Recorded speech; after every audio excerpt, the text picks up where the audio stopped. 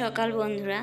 তো এই যে দেখো বৃষ্টির দিনে কি পরিস্থিতি, এই বস্তাগুলো পাতো আর উঠাও।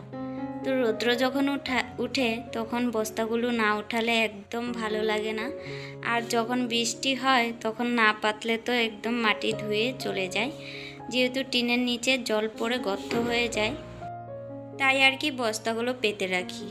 যাই হোক, তো এই যে বস্তাগুলো উঠাচ্ছিলাম, কিন্তু তখনই এই যে আকাশের দিকে দেখি ঝিরিঝিরি বৃষ্টি পড়া আরম্ভ করলো। তখন আবার তাকিয়ে দেখছি আর যাকে বলছি, দেখো এখন উঠাতে চাচ্ছি, রৌদ্র উঠেছে কিন্তু বৃষ্টি বৃষ্টি ভাব।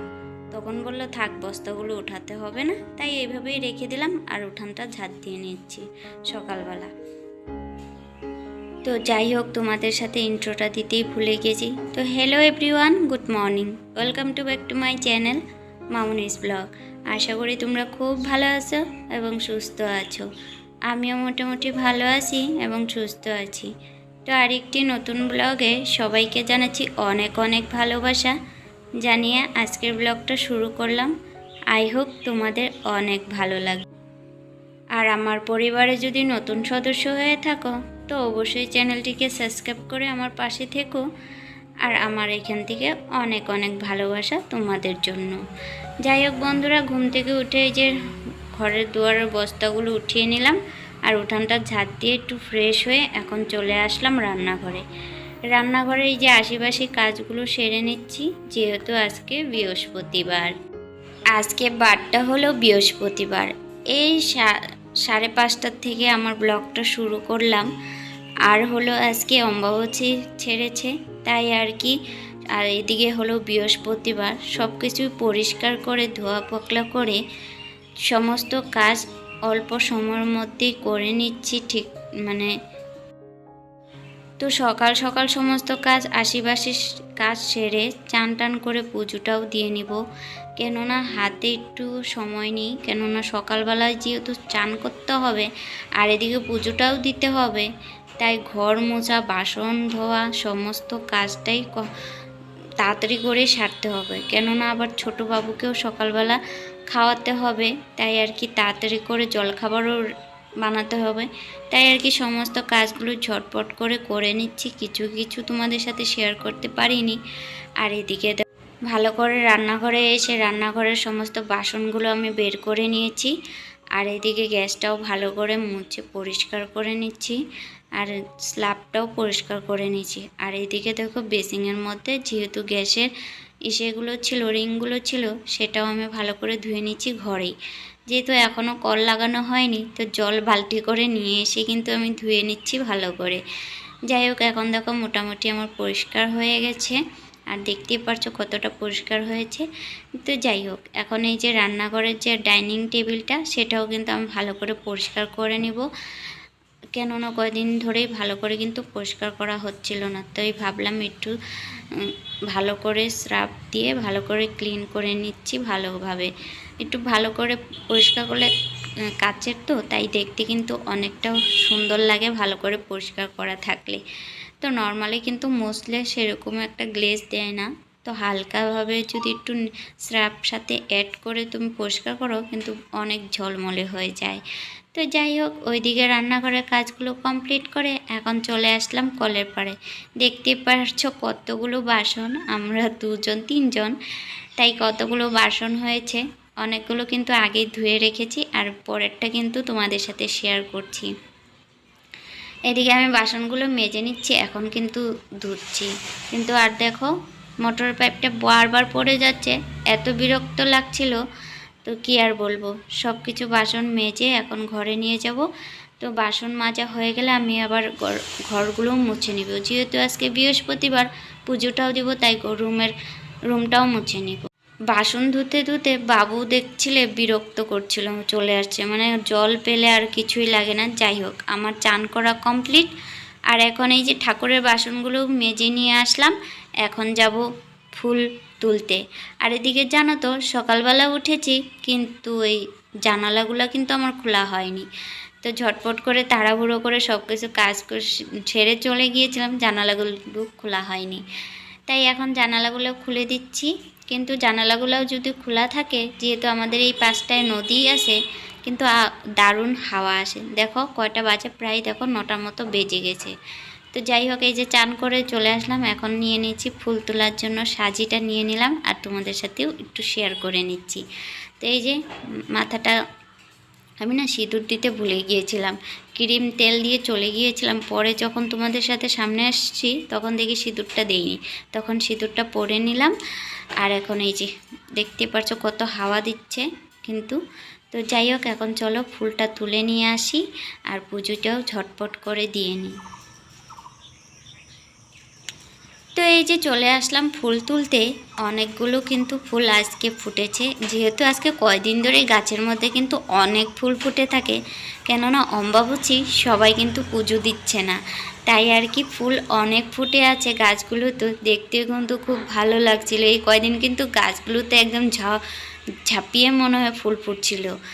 তো সেখান থেকে অনেকেই কিন্তু ফুল আমাদের বাড়ি থেকে তুলে নিয়ে যায়, যেহেতু আমাদের বাড়িতে অনেক ফুল গাছ আছে, তো অনেকেই কিন্তু ফুল তুলে নিয়ে যায়। তো আমি যেহেতু অনেক লাস্টে তুলেছি, তাই আমি একটু কমই পেয়েছি। তাও গাছগুলো তো কয়েকটা রেখে দিয়ে আমি তুলছি, সবগুলো আর কি তুলছি না।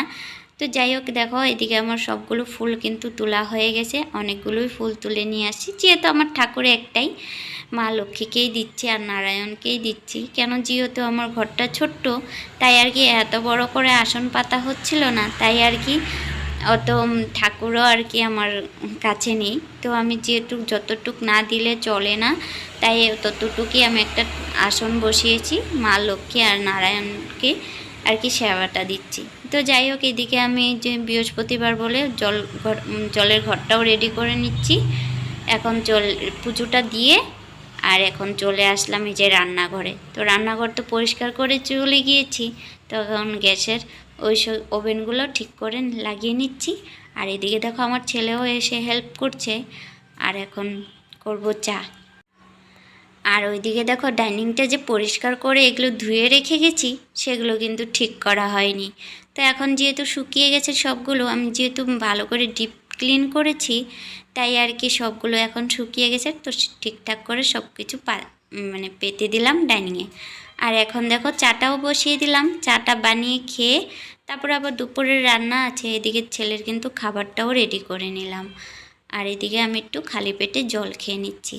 এটা আমার প্রতিদিনের রুটিন, আমার খালি পেটে কিন্তু অল্প করে হলেও জলটা খাই। আর এখন এই যে জানালার পাশে দাঁড়িয়ে না খেলে তো একদমই ভালো লাগে না। এইখানটাতে যা একটা ঠান্ডা হাওয়া আসে গরমের দিনে, যেহেতু পিছন সাইডটা অনেক গাছপালা আছে, তোমাদেরকে অনেক ব্লগে শেয়ার করেছিলাম যে অনেক গাছ আছে, তাই আর কি অনেক হাওয়া দিয়ে থাকে, তাই কিন্তু বেশ ভালো লাগে এই জায়গাটা দাঁড়িয়ে থাকলে। তো যাই হোক, এখন এই যে চাটা খাওয়া কমপ্লিট, তো একটু গিয়েছিলাম দুধ আনতে, যেহেতু ছেলে বাড়িতে নাই, স্কুল চলে গেছে, তাই আর কি যে দুধটা নিয়ে আসছি। আর ছেলে কিন্তু ওর ঠাম্মির ঘরেই খেয়ে চলে গেছে স্কুলে, আমি রান্না করতে একটু লেট হয়েছে তাই। তো এখন এই যে দুধটা নিয়ে আসলাম, আর আমি স্কুটিটা নিয়ে গেছিলাম, একটু দোকানে গিয়েছিলাম, কয়েকটা ডিম নিয়ে আসলাম, তাই ভাবলাম আজকে ডিমের কারি করব আর অন্য একটা কিছু বানাবো, সেইভাবে আর কি ডিমটা নিয়ে আসতে গিয়েছিলাম। তো যাই হোক, এদিকে আমি দুধটাও জালে বসিয়ে দিলাম, যেহেতু অনেকটা বেলা হয়ে গেছে, 11টার মতো বেজে গেছে। কেমন আছো? তো অনেকক্ষণ পর ক্যামেরার সামনে আসলাম। তো অনেক কাজ ছিল, তো আজকে প্রচুর পরিমাণে কাজ ছিল। আজকে বৃহস্পতিবার, তার মধ্যে অম্বাবচী মানে ছেড়েছে, তাই ধোয়া পাকলা যত মোছামুছি ছিল সকাল থেকে সেগুলো করে চান টান করে পুজো টুজো দিয়ে এখন এই যে দুপুরে রান্না করা, তার মধ্যে এখন আবার দোকানে গিয়েছিলাম, দোকান থেকে ডিম নিয়ে আসলাম, যেহেতু বাড়িতে কেউ নেই। তো ডিম নিয়ে আসলাম, আবার দুধটাও আমাকে আনতে গেলাম। তো যাই হোক, এখন এই যে সকালবেলা যেহেতু বিছনাটা আমি নর্মালে গুছিয়েছিলাম, তো সেটা এখন বেড কাভার চেঞ্জ করব, আর কিছু জামা কাপড় গুছানো বাকি আছে, সেগুলো গুছাবো। আর ডিম আর দুধটা জাল হতে থাক। তো চলো বন্ধুরা, ভিডিওটা স্কিপ না করে পুরো দেখতে থাকো, আশা করি তোমাদের খুব ভালো লাগবে। আর ভিডিওটা ভালো লাগলে অবশ্যই চ্যানেলটাকে সাবস্ক্রাইব করতে ভুলবে না, আর ভিডিওতে একটা কমেন্ট করতে অবশ্যই ভুলবে না। তোমাদের কমেন্ট পেলে আমার ভিডিও বানানোর উৎসাহটা বেড়ে যায়। তো তোমরা অবশ্যই যারা আমার ভিডিও দেখবে অবশ্যই একটা কমেন্ট করো, প্লিজ প্লিজ প্লিজ। তো তো ওইদিকে রান্নাঘরে তো ওই যে বসিয়ে দিয়ে তোমাদের সাথে আসলাম, এই বললাম যে দিয়ে বসিয়ে দিয়ে চলে আসলাম। তো ওই যে আমি বেড কাভারটাও যেহেতু উঠাতে হবে, তখন সকালবেলা প্রচুর কাজের চাপে কিন্তু আমি সময় পাইনি তো এটা গুছানোর জন্য। তো এখন চলে আসলাম গুছানোর জন্য। দেখতে বেড কাভারটা একটু চেঞ্জ করে দিচ্ছি, কেননা এই অমাবস্যাতে সবগুলো তো কাচতে হয়। এই পর্দাগুলো কিন্তু আজকে আমার খোলা হবে না, যেহেতু সময় নেই, তাই বেড কাভারটা একটু চেঞ্জ করে দিচ্ছি। তো এই বেড কাভারটা আমি অনলাইন মেশোর থেকে নিয়েছি, কিন্তু কেমন হয়েছে অবশ্যই জানিও। তো দেখো আমি এক এক করে সুন্দর করে গুছিয়ে নিচ্ছি, আর কেমন লাগছে অবশ্যই জানিও। যতটাও আমার রাজকীয় ঘরদুয়ার নয়, ছোট্ট আমার একটা রুম। তো যাই হোক, কালকে তোমাদেরকে দেখিয়েছিলাম কালকের ব্লগে যে এই জামা কাপড়গুলো কেচে রেখেছি আর শুকিয়ে রেখেছি, কিন্তু গুছানো হয়নি। তো এই যে বেড কাভারগুলো আমি কেচে রেখে দিয়েছিলাম। মাঝখানে কিন্তু কয়েকদিন বৃষ্টি হয়েছিল বলে আর কাচাও হয়নি, কেননা একটু হাতে সময় কম থাকে, তাই আর কি কাচা হয়নি। আর সেদিন কিন্তু খুব রৌদ্র উঠেছিল, তাই আর কি জানো তো তাড়াতাড়ি করে কেচে দিয়ে নিয়েছি। তো এখন ঝটপট করে শুকিয়েও গেছে। তো এখন ভাবলাম যেহেতু এখন বেড কাভারগুলো এখন দরকার নেই, যেহেতু আমি একটা চেঞ্জ করে আরেকটা পেতে রেখেছি, তো এই দুটো কিন্তু এখন দরকার নেই। তো এই দুটো এখন উঠিয়ে রাখবো, আবার দরকার পড়বে মিনিমাম 3 থেকে 4 দিন পর, যেহেতু আবারও চেঞ্জ করব, তখন আবার প্রয়োজন হবে, এখন আবার পড়বে না। যেহেতু একটা উঠিয়ে রাখছি, সেটা কিন্তু কেচে দিলে সেটা শুকিয়ে গেলে সেটাই কিন্তু আবার পাততে পারবো। তো যাই হোক, আমি চেঞ্জ করে করে পাতা হয় আর কি বেড কভারগুলো। তো কয়েকটা জামা কাপড়ও ছিল, সেগুলো আমি গুছিয়ে কিন্তু চলে আসলাম রান্নাঘরে। এই যে রান্নাঘরের মধ্যে আমি করব ডিমের কারি। আমি দুটো কিন্তু আলু কেটে নিয়েছি, আর দেখো কি মশলাগুলো আমি কেটে নিয়েছি। আর না জানো তো, তোমাদের সাথে শেয়ার করতে পারিনি মশলাটা কি কি দিয়ে পেস্ট করলাম। সেটার মধ্যে একটু আদা দিয়েছি, পরিমাণ একটু আদা দিয়েছি, 2 কোর মতো রসুন দিয়েছি, তারপর পেঁয়াজ আর কাঁচা লঙ্কা দিয়ে আমি মিক্সিতে পেস্ট করে নিয়েছি। আর এখন দেখো ডিমগুলো কিন্তু ভেজে নিচ্ছি। এক এক করে ডিমগুলো ভেজে নিয়ে তার সাথে যেই তেলটা ছিল, এই তেলটার মধ্যেই কিন্তু আমি এই যে নুন আর হলুদ দিয়ে আলুগুলো কিন্তু ভেজে নিব ভালো করে। একটু ভেজে নিলে তখন কিন্তু ভালো হয় আর কি ডিমের কারিতে দিলে। আমি আবার খেতে পছন্দ করি, কিন্তু ছেলে কিন্তু আবার খেতে পছন্দ করে না আলুটা।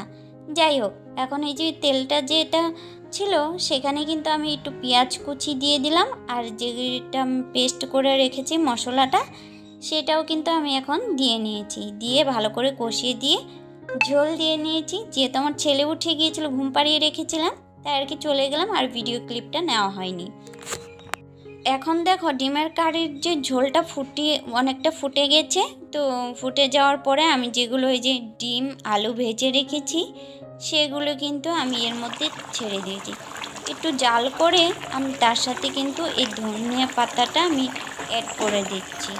ধনিয়া পাতা দিয়ে অ্যাড করে রান্না করলে কিন্তু খুব ভালো লাগে ডিমের কারিটা খেতে। কে কে পছন্দ করে ডিমের কারি খেতে অবশ্যই কমেন্টে জানিও। আর এখন দেখো ডিমের কারির কালারটা কি সুন্দর এসেছে না। তো খাওয়া দাওয়া করে একদম বিকালবেলা চলে গিয়েছিলাম পার্লারে। এখানে দেখো বাইরে বসে তোমাদের সাথে শেয়ার করছি, কাস্টমার ছিল অনেক, সেগুলোকে বলছি তোমরা পাশের দোকান থেকে একটু ঘুরে আসো গা, বাইরের থেকে ঘুরে আসো, তারপরে কাজ করছি। যেহেতু কারেন্ট নেই, এত পরিমাণে গরম পড়েছে, হয়তো কারেন্টটা হয়তো ঠিক করছে, তাই আর কি কারেন্ট ছিল না। তাই এখানে বাইরে বসে বসে হাওয়া খাচ্ছিলাম। এখানটায় বসে কিন্তু প্রচণ্ড হাওয়া ছিল। তো বন্ধুরা, আজকের ব্লগ এই পর্যন্তই। তো কেমন হয়েছে অবশ্যই জানিও। আর আমার পরিবারে ও নতুন সদস্য হয়ে, আমার নতুন বন্ধু হয়ে থাকো। তো